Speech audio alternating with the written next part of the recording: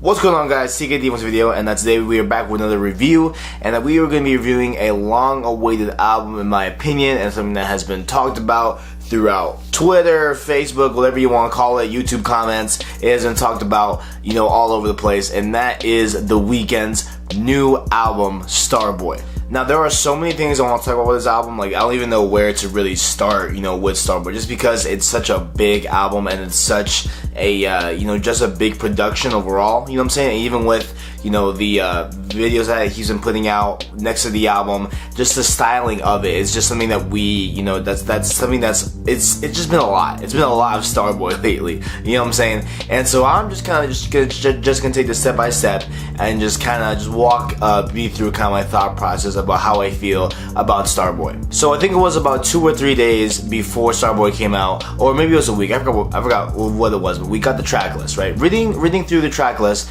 there were some songs that I felt were going to be very interesting, and some where I felt like it was going to be just kind of right? Like, for example, Nothing Without You. That's one of those that I felt was going to be kind of and in the album, it kind of, it was good, but it was I felt like there was just going to be some tracks like that, a mix of those, and then we get to the album release. So the album releases, and I'm still reviewing 24K Magic, right? So I'm still listening to that, and I'm kind of putting off Starboy, putting that on hold for a few days, right? So while that's going on, all my friends are listening to Starboy, and they are loving it. They're saying that this is The Weeknd's best work. They're saying it's amazing. They're saying the features are pretty good. Not a lot of them, but pretty good. They're saying, just that the overall, just that the album just surpasses the tracks that he put out in ways that, I wasn't prepared for, is what they said. They said you will not be prepared for how much he tops these songs that he already put out, including Starboy, False Alarm, I Feel It Coming, right? All those 3 tracks that came out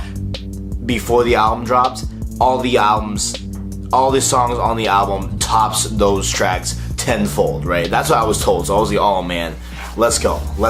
I reviewed 24K Magic, I jumped straight to Starboy that night, right? And I do my first playthrough of Starboy. And my first impressions of Starboy were that just the album, it starts good. It says very, very strong start, it starts good. And then in the middle, things just kind of just start to sound the same. And I'm like, oh man, oh no. Like, there was, I want to say a solid maybe 3 to 5 tracks that kind of went back to back, and they sounded very similar. And even it's kind of spread out as well across the album. There are kind of songs that just sound so close to it. I was like, oh man, oh no. I was like, no. And then, Die For You. I came to Die For You, track 17. Wow. Die For You should have been the outro. I will say this till I die, and I've had plenty of people agree with me, and that is that I Feel It Coming and Die For You should have switched places.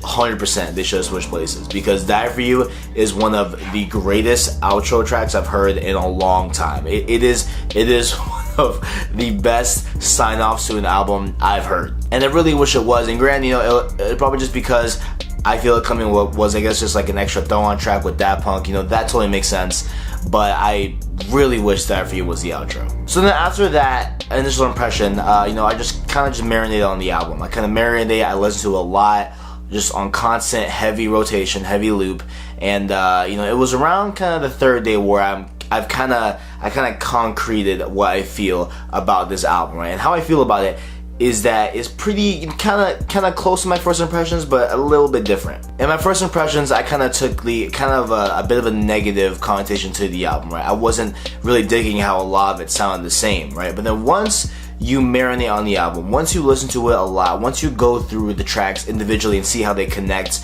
and see kind of like the overall cohesive flow of the album, you appreciate it way more, right? And I appreciate it way more, right? And I still, have the testament that the beginning of the album, I want to say maybe tracks from Starboy to Stargirl Interlude, right? From those, it's great. It's amazing, right? But then right after Stargirl, we get 6 Feet Under, and that track is just its own separate. We're gonna talk about it later. But speaking of just the first terms of the first half of the album, it's very strong, it's very good, especially that transition between False Alarm and Reminder. Oh my god, the way that flows is, oh my god, phenomenal, man, phenomenal. That was a great mixing job. That was great, freaking so great, right?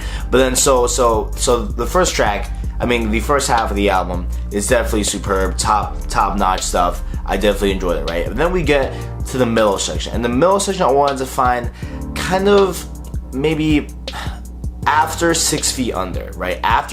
Definitely after that track is where things get a little bit repetitive and things get a little bit stagnant, in my opinion. And really, just kind of thinking about it even more, as I'm doing this review, it's not even that the songs are bad. It's not even that, the individual song to song basis is bad. It's just that they're stringed together and they sound too similar together. You know what I'm saying? And I'm talking about the echelon of the album where Ordinary Life is, Love to Lay. But those tracks by themselves, Stagnant, are freaking good. Ordinary Life is one of my favorite ones on the album. They are good by themselves, but it's when you listen to the whole album as a whole and you go through it, there is that middle section that you cannot ignore, that it just falls flat, it's stagnant. That's just how it is, you know what I'm saying, my personal opinion. But and I don't even remember, really, having this issue with an album, and people argued this with Views, and yeah, I saw that, but with Views, I never got bored of that midsection. I still enjoyed that midsection. But with this part,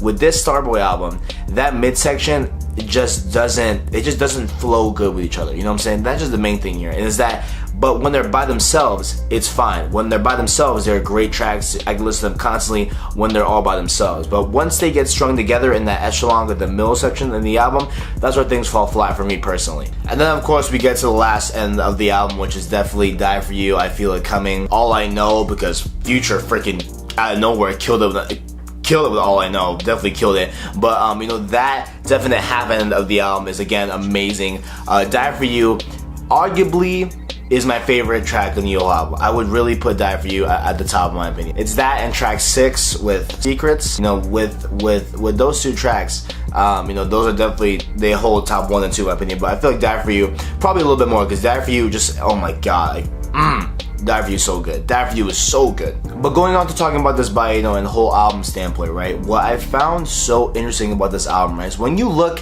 at an album that's about to be dropped, right? If you see it's this long, with 18 tracks, you expect there to be a lot of, kind of hit or miss tracks that don't really, sound that good or whatever, right? And it can be argued that there are some of those tracks here in this album as well. It's been argued, I've seen it play on Twitter, and, I don't agree with it, but I can definitely see that standpoint, right? But if we're talking about, just an album as a whole, you would assume that, with a big album having 18 tracks, there are gonna be some tracks that you don't like, right? But when I was talking with my friends, when I was talking with the people that, love the Weeknd, right?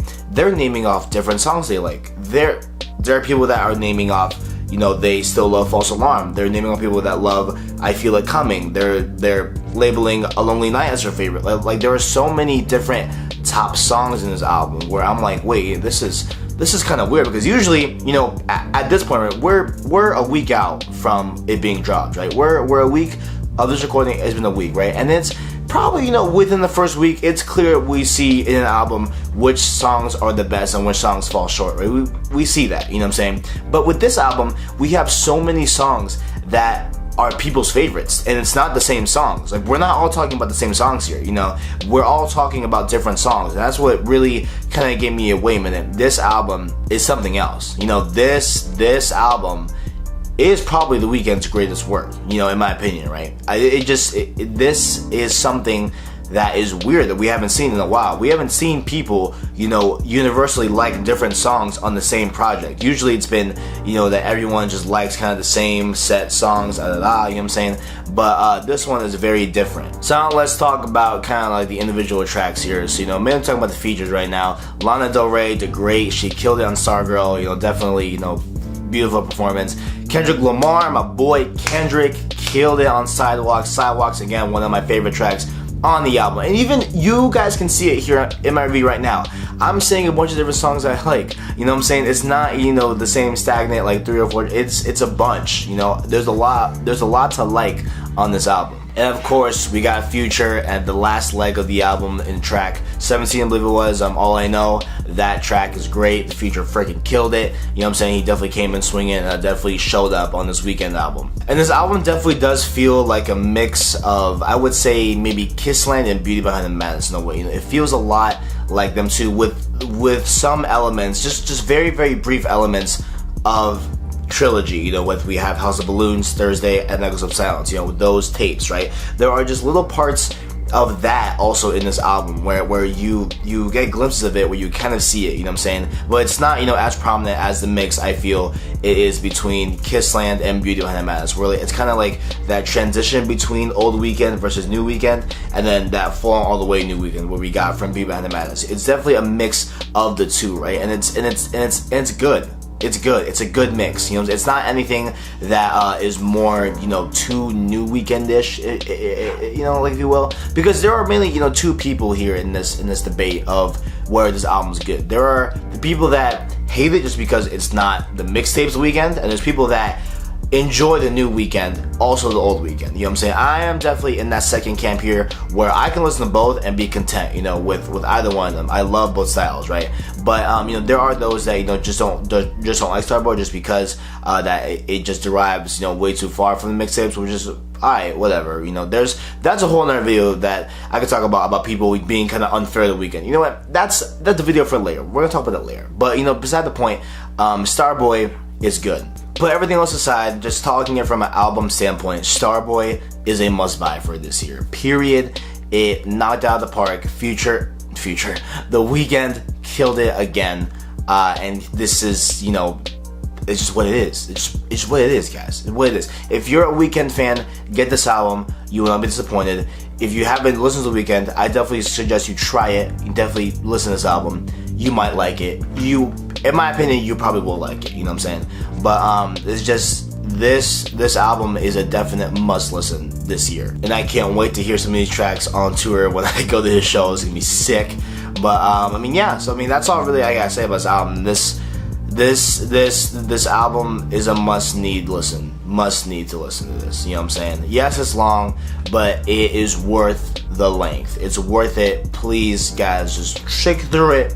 You're gonna love it. Freaking great. And on that note, if you guys enjoyed, make sure you like, subscribe, share, all links down below. Also, thank you guys for watching. If you guys enjoyed, thank you for all the support you guys give me. I appreciate all that you do. Thanks for watching, and as always, I got you.